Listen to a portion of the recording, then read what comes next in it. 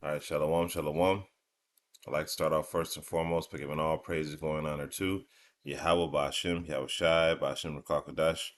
Double honors to the elders and the apostles, a great millstone who rule and teach well. Peace, love, and salutations to those who do this work in truth and in sincerity. This is your brother Nathaniel from the GMS Camp Atlanta, coming back at you through the Spirit with a quick lesson, and I pray and hope this lesson is edifying. This lesson is a follow-up from camp on Saturday. There was a couple of things that I wanted to go into, and I wasn't able to hit, due to the sake of time. We had ended up closing out, but I just wanted to follow up on a couple points that I wanted to get into on Saturday, and it's concerning Jake. You know, you know, it is our responsibility as men of the Lord to warn you, and what you all don't understand is how the warning is coming. Okay. And um I'm gonna go ahead and play some of this, just so you can get kind of like a context of what we're going into, and Lord willing, you're edified. Oh, and then they know that their time is short. And they know it worked. You guys were true. Watch, therefore, for Y'all come up with something new. We can stop Of back there. the five virgins that were wise, which represents the 2/3, and the five virgins that were, the five virgins that were wise, which represents the 1/3, the hope of the elect, and the five virgins that were foolish represents the 2/3. The scripture tells us, watch, for ye know not when the day our Lord is coming, man. You see, and if we are of this number, we got the oil, we got the wisdom and knowledge and understanding of these scriptures, man. And that's my time to preach, and I hope that this was edifying through the Spirit. I'm gonna step down and let the next brother play. beautiful water. Y'all five, water. Y'all five, man. Rocket the Yeah. water, And and the brother brought out a very beautiful point. Come on, man.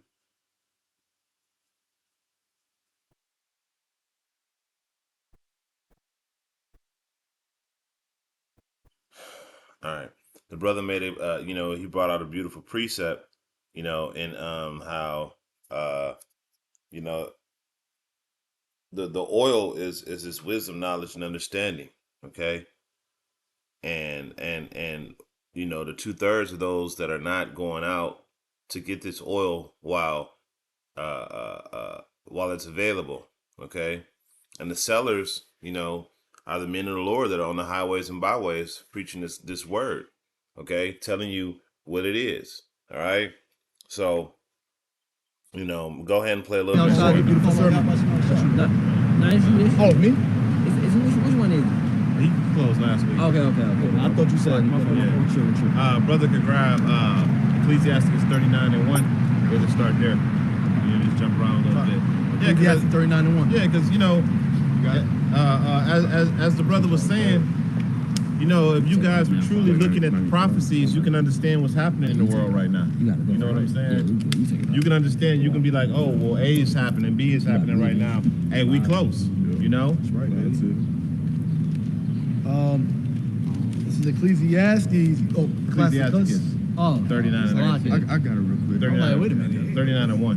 This is Ecclesiastes chapter 39, verse 1. It says, but he giveth his mind to the law of the Most High, and is occupied in the meditation thereof. Will seek out the wisdom of all the ancients, and be occupied in prophecy. You see that? So when you're occupied in prophecy and you're seeking out the wisdom of the ancients, do you understand that, hey, this devil is trying to take over everything, and you're not really giving the correct message to our people. Y'all come up with something new. What's that new thing that they talking about now? Like IUIC, they got something new that Elder Apostle Hardon went in on. Yeah. You know what I'm saying? It's like, bro, y'all double-minded. You double-minded. But what's going on right now? You got Elon Musk, right? he's going into the courts. He said that the fact that the robot system, the AI system that he's developed can't discriminate against a certain group of people, you know what I'm saying, is violating his constitutional rights, right? Y'all know who he talking about. You talking about Jake, right? Now the Ford company done filed patents, right? To where if they feel like you're a certain way in your car, in your truck, they can stop your truck from moving. If you don't have certain equipment, you can't even get into your truck. You know, this is real stuff that's happening. And what they gonna do when they put that thing inside of you? When they put that chip inside of you, what they gonna turn off from that? Exactly. You turn your brain cells off, functionality off. What, you know what I'm saying? Because that's a two-way thing. What a lot of people don't understand. That C-hip that these people, you know, are rushing to put together. Yeah. They're rushing to put this thing together. Operation Warp Speed. This is a two-way thing. They did it before. And they're gonna do it again. They know what to do. You know, and then they know that their time is short. And they know it worked. Right. All right, so you see, kind of get an idea what we're going into, you know, and I wasn't going to bring this out first, but I'm going to go to the book of Ezekiel and start off with that because, you know, as we brought out in Ecclesiastes 38, you know, to be occupied in prophecy, and being occupied in prophecy is to know these prophecies and to warn you of the things to come. Okay. So we're going to scroll up, Salakia. It says,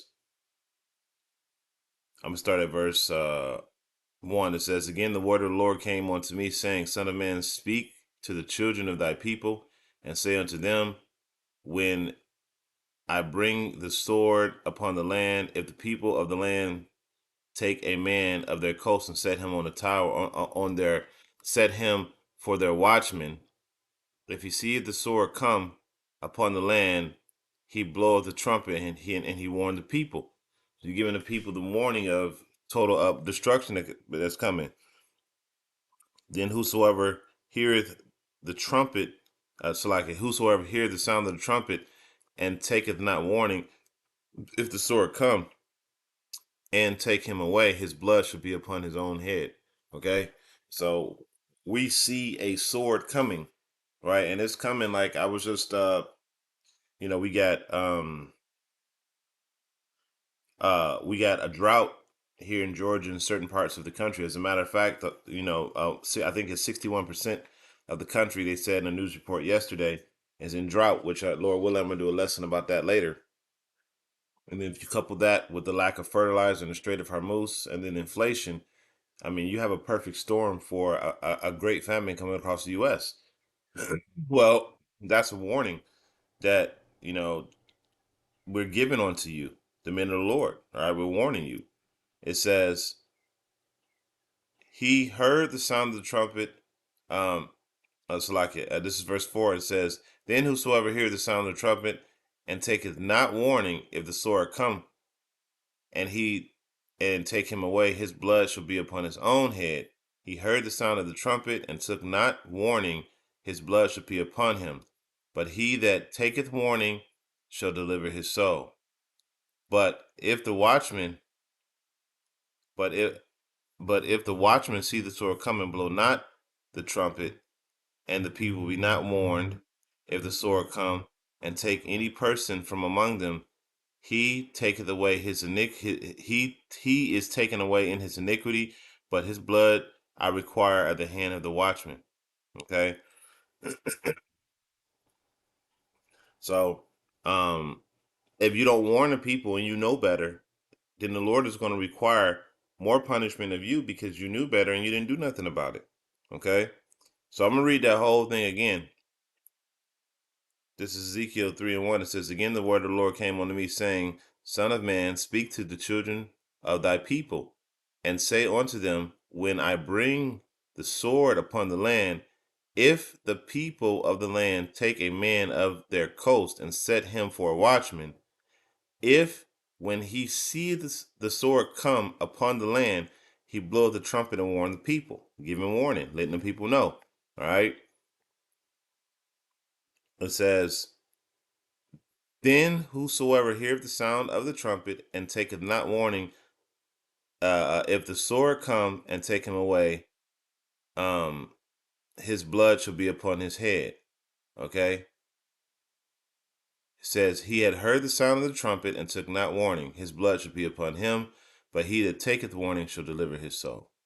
All right. So if you taketh warning and you repent and you come back to, the law, statutes, and commandments to the best of your ability, right, and obey and serve the Lord in spirit and in truth, you possibly could deliver your own soul. Okay. It says, but if the watchman see the sword come and blow not the trumpet, and the people be not warned, if the sword come and take away any person from among them, he is taken away in his iniquity, but his blood I will require at the watchman's hands. So you can get taken away in your iniquity because you didn't get the warning. However, the blood is going to be upon the watchman's hands because the watchman didn't blow the trumpet to give you warning. Okay? It says, verse 8, it says, verse 7, it says, so thou, O son of man, I have set thee a watchman unto the house of Israel. Therefore thou shalt hear the word at my mouth and warn them from me. See, we heard the word of the Lord we heard the word from the mouth of the Lord through the Spirit, and we're warning those people who didn't get it. He's using us to warn you, right? That's what the Lord is doing. We're giving warning from Yahweh Shem Yahweh Shai. All right? That's what it says, give them warning from me. It says, verse 8, it says, when I say to the wicked, O wicked man, thou shalt surely die, if thou dost not speak to warn the wicked from his way, the wicked man shall surely die in his iniquity, but his blood will I require at thine hand. All right? So the Lord he's doubling down on this. He's telling you, hey, if you don't do what you're supposed to do, right, then the blood of his iniquity will I require at your hand. Verse 9, it says, nevertheless, if you warn the wicked of his way to turn it, if he do not turn from his way, he shall die in his iniquity, but thou hast delivered thy soul, because we did our job. Okay? Therefore, because we did our job. Verse 10, it says, therefore, O son of man, speak unto the house of Israel, thus ye speak, saying, if our transgressions and our sins be upon us, and we pine away in them, how then shall we live? Okay? So you can't live if your transgressions are upon you. Okay? This is why we're warning you to turn away, But Jake don't want to hear it, as we're about to bring out in in Proverbs 1. I'm going to start at verse 23. Let's go back to that. I'm going to start at verse 20. It says, wisdom crieth without. She uttered her voice in the streets. That's why we're on the highways and the byways. Okay? We're on the highways and the byways preaching this word is because this is wisdom crying out to you. We're not doing this because we're not getting paid to do this. We're not collecting a bag. Okay? We're doing this because the Lord told us to go out there. And we're obeying what the Lord told us to do. Why? Going back to Ezekiel, to that Ezekiel that I just brought out to Ezekiel 33. Okay? We want to get the blood off of our hands, okay? And by us going out here doing the work, you walking past, you seeing these videos or clicking past these videos, guess what we're doing? We're delivering our own soul, okay? Storing up our treasures in heaven, all right? It says, she crieth in the chief place of concourse. This is why you see the men of the Lord sitting in places where they can be seen on the highways and the byways, because those are the chief places of concourse. In the openings of the gates, right in the center of the cities. In the city she utter her word, saying, how long you simple ones will love simplicity? Now, how long y'all gonna keep on, man? How long y'all gonna stay like this, right? How long y'all gonna love this bullshit life that we live, man? How long y'all just gonna continue to accept what this world is offering and turn away to get something better? Okay? How long you not gonna care to have wisdom? Right? So verse 22 again, it says, how long, you simple ones, will you love simplicity, and scorners delight in their scorning, and fools hate knowledge? Okay? Fools hate knowledge. Fools don't want to learn more. Fools don't want to be corrected. Wise men love correction. A wise man loves to learn new things. He loves to be right. So he'll be wrong to be right, if you know what I mean. And I don't mean like he just going in, just being wrong. I mean, if a wise man is wrong, he'll accept correction just so he can be right. All right, that's what I meant by that. It says, verse 23, turn you at my reproof, I will pour my spirit onto you. I will make known my words unto you. And see, the men of the Lord, that's the wisdom crying out in the street. We're making the words of the Lord plain onto you. We're breaking this stuff down. See, the mysteries through the spirit and power of Yahweh Shem Yahushai, learning from our elders and the apostles. These mysteries have been given unto the men of the Lord. Those very ones that you see on the highways and the byways. They've been given unto us. And we've been able to break these things down in a very simple manner so you can understand them. Okay?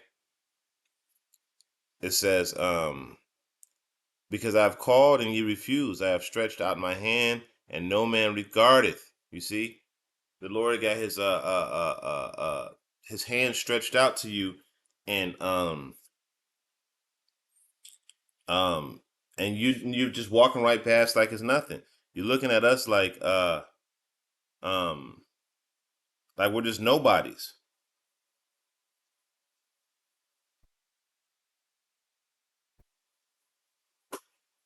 One sec. All right.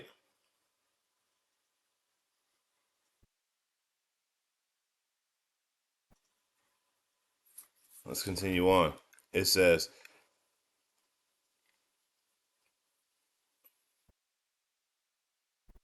I don't think that really yet.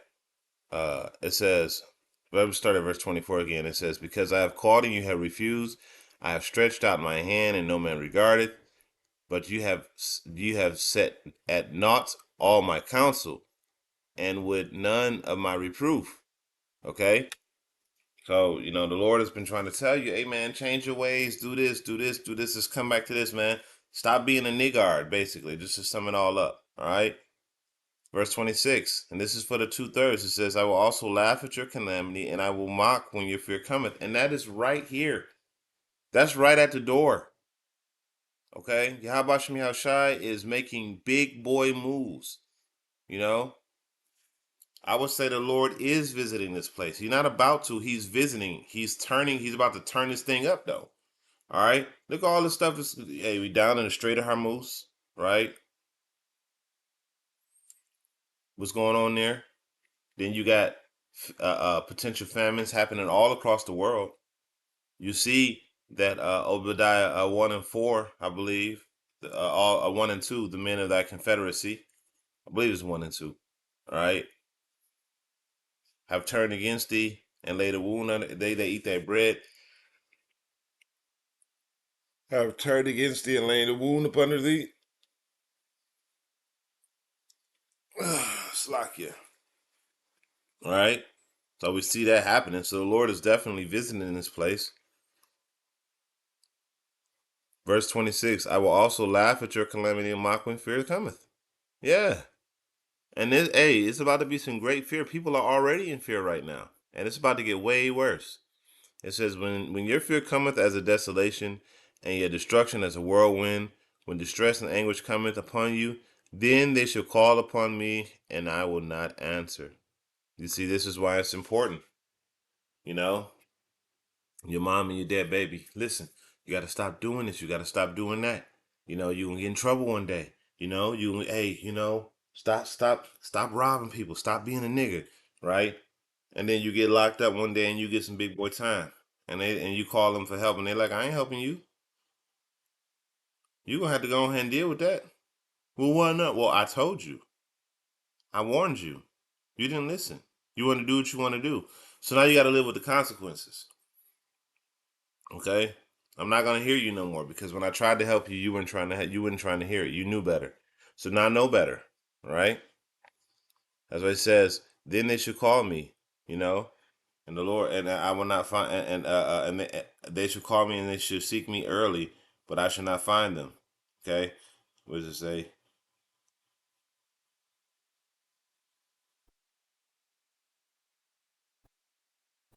Hold up, it's a precept I'm looking for.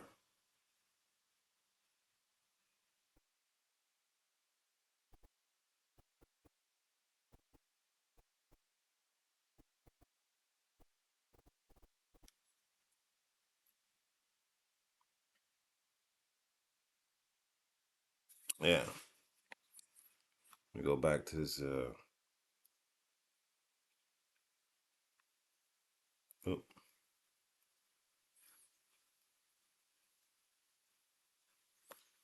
Ezekiel 3. We're going to go back to that and finish that out. This is Ezekiel 3.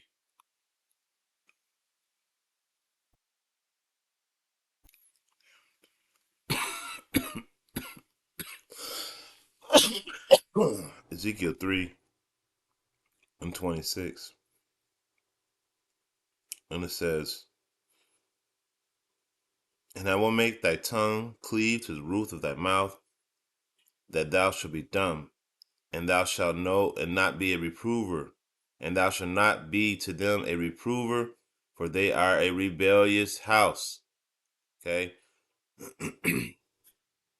So the time is going to come where the Lord is not, he's going to make it, he's going to take the men of the Lord off the highways and the byways. Okay? You're not going to be able to call upon them. Right? You're not going to be able to.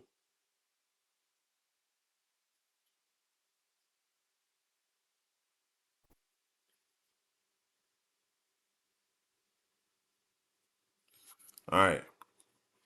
It says, verse 29, for they that hated knowledge, and did not choose the fear of the Lord, they would none of my counsel, they despised all my reproof. Therefore they shall eat the fruit of their own way, and be filled with their own devices. You see that?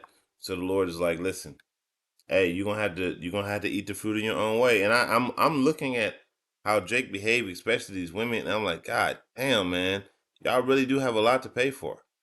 It says, for the turning away of the simple shall slay them, and the prosperity of fools shall destroy them. But whoso hearken unto me shall dwell safely, and shall be quiet from fear of evil. And that's what we're looking for. That's why we do it, because we see the sword coming. We're warning the people. We want to deliver our own soul, okay? And we want to be safe in the times to come. We see a great hell coming upon this place, and it's going to come quickly. And as we sit here and we warn you, Jakes, of the things to come, you don't want to hear it. You really don't want to hear it, because this place has you all captivated, and you don't want to let this thing go, okay? Even though this thing is about to fall hard, all right? And we want no parts of it. So we'll go one more, then we're going to go ahead and close it out. There's just a couple of precepts that I wanted to bring out that I wasn't able to bring out on Saturday. So I'm going to go to the book of Exodus 32 and 9. And it says, and the Lord said unto Moses, I have seen this people, and behold, it is a stiff-necked people, right? And he said, verse 10, I just read it.